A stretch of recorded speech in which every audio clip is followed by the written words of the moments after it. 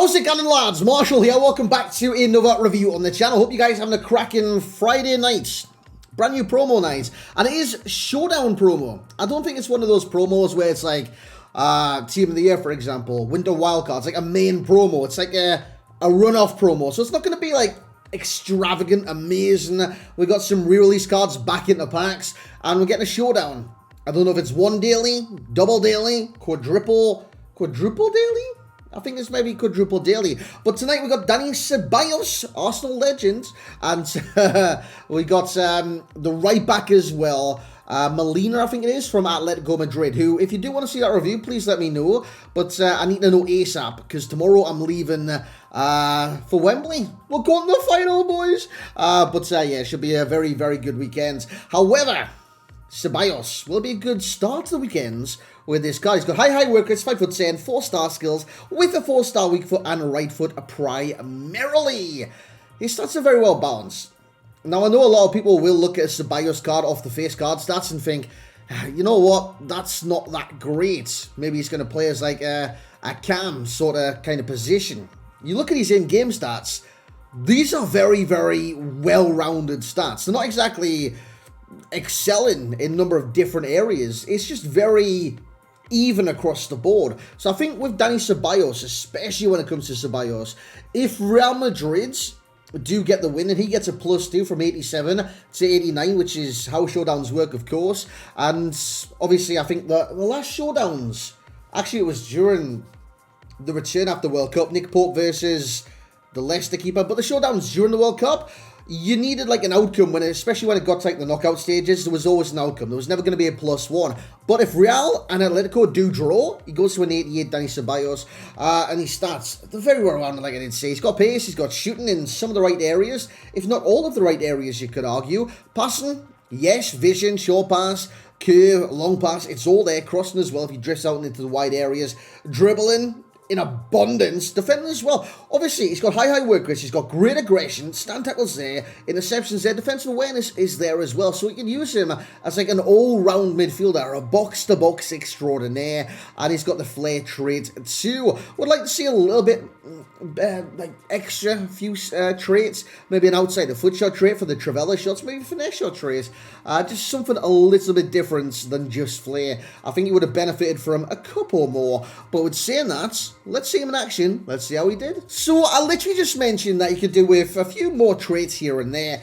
And I don't think I'm being, well, it is critical of the card not having too many traits. I think flair trait is a great trait to have, especially for the contextual touches, stuff like that. I just wanted to see a little bit more when it does come down to traits. Stat-wise, there's nothing to kind of complain about. You look at the stats on this card, they're incredible in each and every single, not incredible, well-rounded in each and every single kind of category. So you might be thinking, well, does he have any kind of flaws to his game? Not really, unless you're a pro or you're an elite tier player, because you're going to come into that kind of questions like, yeah, Ceballos, he's not going to replace my prime Hullets, for example, or my Team of the Year Jude Bellingham, Team of the Year, you know what I'm saying? They're not going to replace those kinds of players, because Team of the Year every single season is miles above the power curve. Icon moments, which we've had in previous years, were miles above the power curve. Prime are generally above the power curve with some elite tier cards. So we're not kind of going to get to those levels with...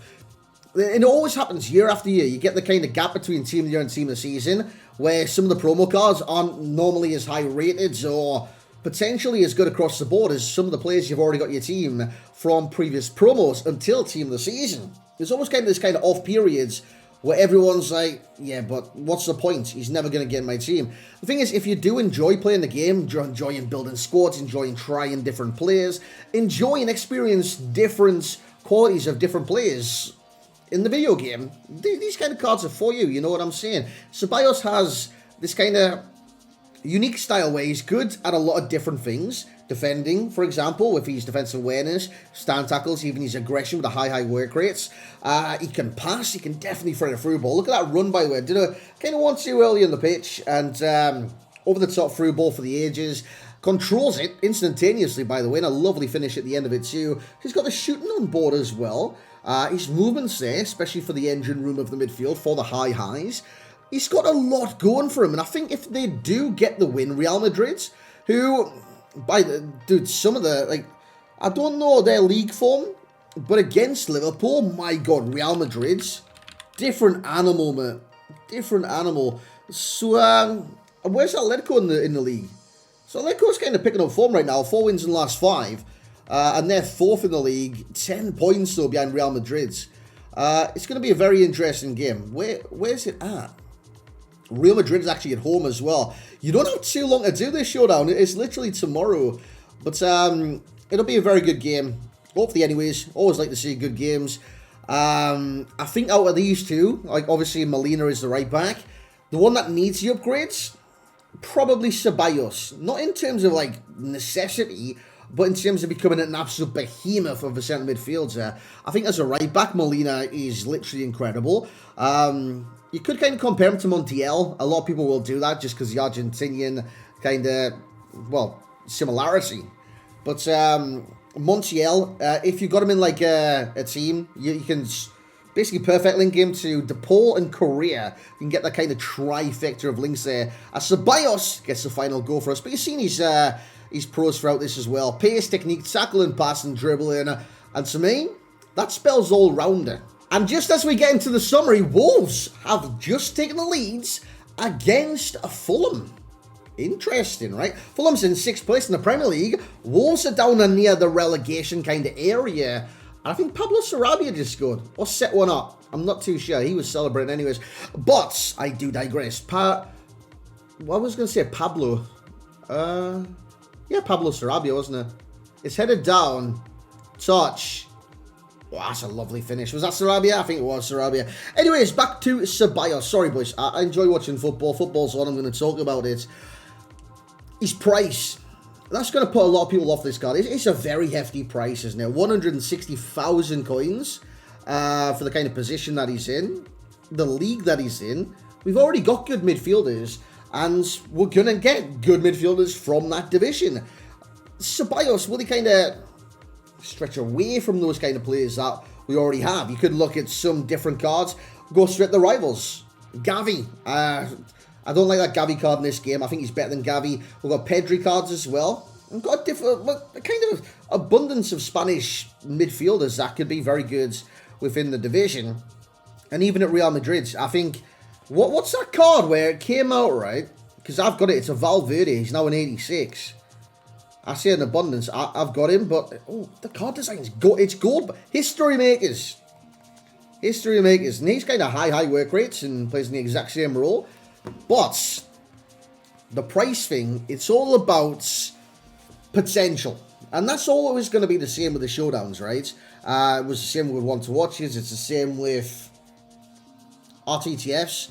And the cards that can be upgradable, because if they do realize that potential, the value is definitely worth it. You know what I'm saying? Because they will become better than they already are. So he's going to go from an 87 if they win to an 89. Probably go to 85 pace, 85 shooting, 91 dribbling, 89 passing. And that's just like going off the plus 2s.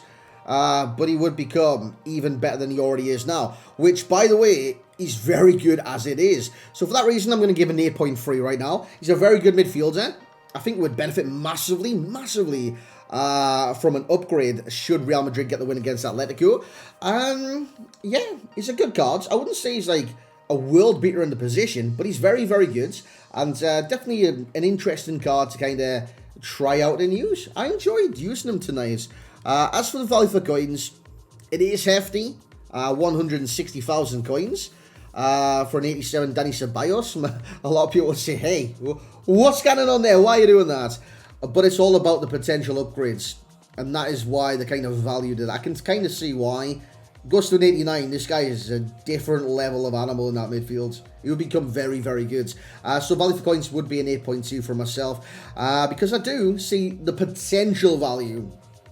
That's what I'm going to say. But that's just going to be it for the review tonight. I hope you guys did enjoy. I'll try and get around to some others as well. I've got gameplay for Molina. If you want to see that, please let me know. I've got gameplay for Drogba, who's meant to be coming out as an SBC very soon as well.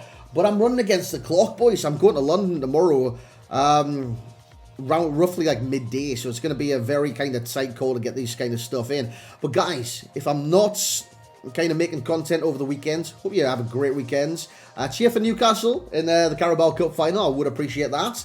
And if you're going to the game, stay around at half-time. I'm playing FIFA at half-time at Wembley in Newcastle's first final in 23 years. Mind blown. Hey, thank you so much for putting me even in position to be considered for this, by the way. It is literal the stuff dreams. I never thought I'd see Newcastle, like literally in a final at Wembley, and I'm in the crowds, and at half time I'll be literally pitch side. Never in my wildest dreams. Thank you so much for even putting me in that position. Lads, thank you for hopefully enjoying the video. Like, comment, subscribe, all the good stuff. Have a great weekend, and we'll catch you in the next one.